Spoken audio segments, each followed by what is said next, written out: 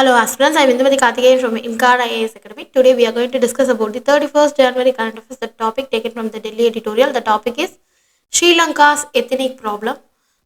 This topic comes under our GS to India neighborhood relation. This topic we are going to discuss about what is the opportunity to settle the Sri Lanka's ethnic problem, what are the causes of the Sri Lankan civil war, what is liberation tigers of Tamil Eelam, what is India's intervention in the Sri Lankan civil war, and what are the results of the civil war, and how they can new government address the Tamil aspirants, and also how the role of the international support to play in resolving Sri Lanka's ethnic issues. These are the things we are going to discuss in this topic today. First of all, why it is in the JVP leaders must stop viewing the provincial council as a creation of India. The people Sri Lanka's deserve better. India is now the move to name of Jaffna Cultural Center after the Tamil poet philosopher. The Tiruvalluvar is a symbolic gesture of New Delhi to reinforce the unbreakable bond with Sri Lanka. With section of Sri Lankans Tamil were agitated originally over the omission of Jaffna, the center nomenclature. The Indian authorities were swift in their course correction is now called the Jaffna Thiruvalluvar Cultural Center, a recent landmark built by the Indian government. No one need to emphasize the significance and bilateral ties between the two South Asian neighbors. First of all, there is a many causes of the civil war. The majority of Sri Lankans are ethnic Sinhalese, a group of Indo-European people that had migrated into the island from northern India in the BC 500s. The Sinhalese had contact with the Tamils who were settled in the southern part of the Indian subcontinent. A major migration of the Tamil occurred between the 7th and 11th centuries.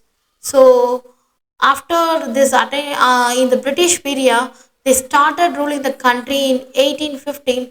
The approximate population of the Sinhalese were roughly 3 million, and the Tamils number only is 3 lakhs.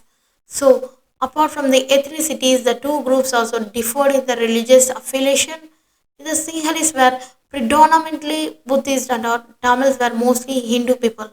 The British ruled over Sri Lanka from 1815 to 1948.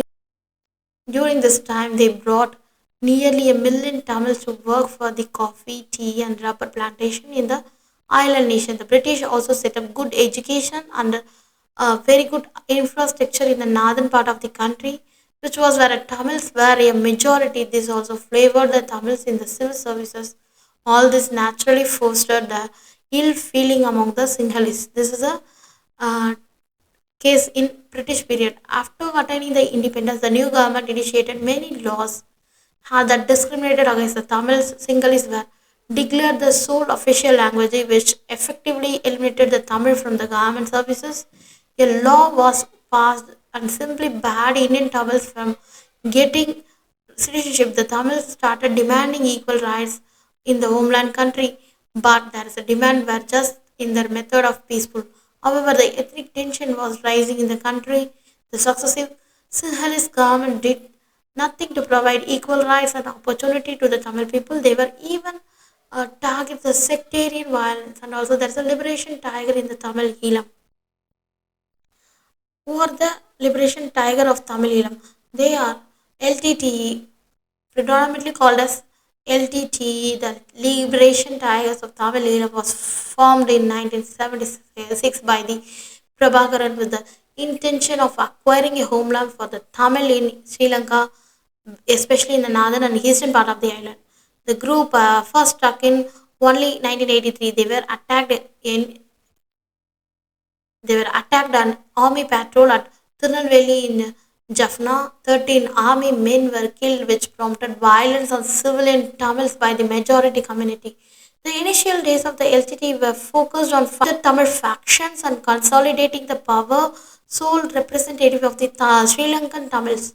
This was achieved by the 1986. There were many skirmishes between the government and the insurgent in the civilians. So these are affected many Tamils let their incomes and homes for the eastern part of the country.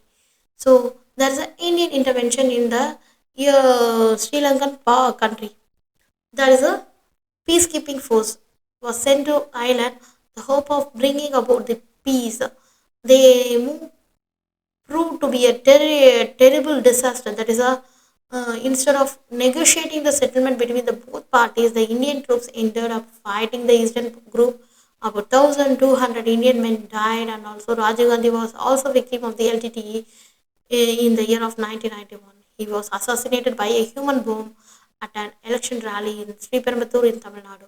So after the IPKF had withdrawn in 1990, the fighting continued more intensely. The Sri Lankan president, that is Pramadasa, was also killed by the LTT in 1993. So the LTT is a it was full-fledged militia, and also they have an air force of its own, and also employed women and even children in their activities. So the war went to the numerous counts of atrocities, brutalities that is perpetrated by both sides. The civilian also suffered terribly. Lakhs of people were displaced in the protected war. Result of the Sri Lankan civil war.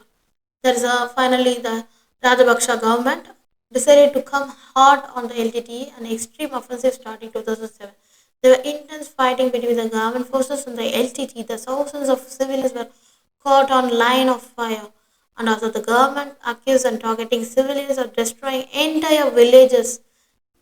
And also in 19th May, the president of the country declared the parliament that LTT leader, the Prabhakaran, was killed that, and also he had been won by the government forces. Many have a sign to relief of the bloody war had proved for too costly. It is suggested that final days of the war, about 40,000 people had lost life. The Sri Lankan government faced a huge task of providing relief aid and also displacement and injured.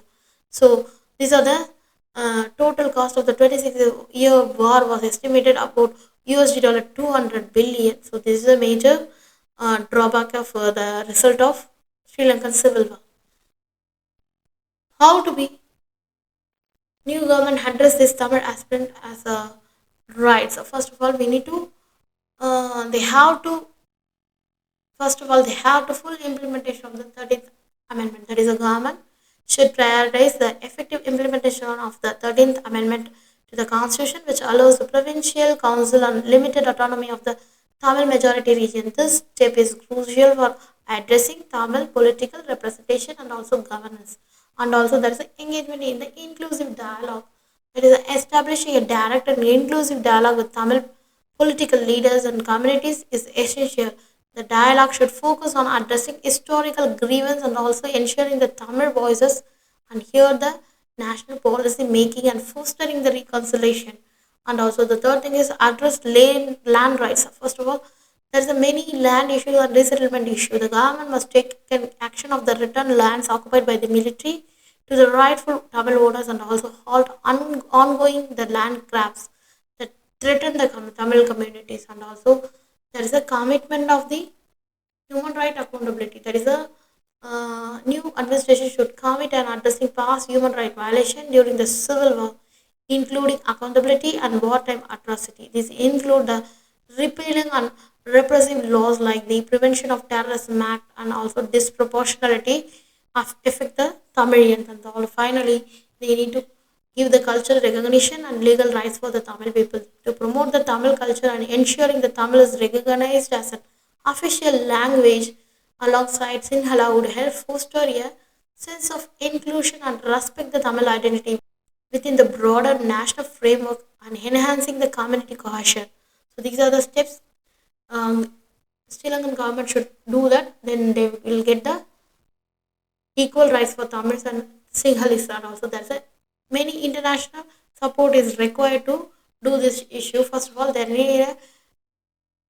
is need of mediation and pressure. That is, the countries like India have historically acted as a mediator in Sri Lankan affairs. The support can encourage the government to other the communities, and also they need to give the commitment regarding the Tamil right and autonomy, and also we need to give the development assistance. International and aid can facilitate that economic development in the Tamil area, addressing the disparities that fuel ethnic tensions. And also we need to monitor the human rights. The international organization can monitor human rights condition in Sri Lanka, and also advocating the accountability and justice for past atrocity against the Tamils. These are the things way forward. We need to strengthen the political and constitutional reform. Will definitely give the full implementation of the 30th Amendment, that conduct provincial council election and explore further constitutional reform to enhance the Tamil political representation and autonomy.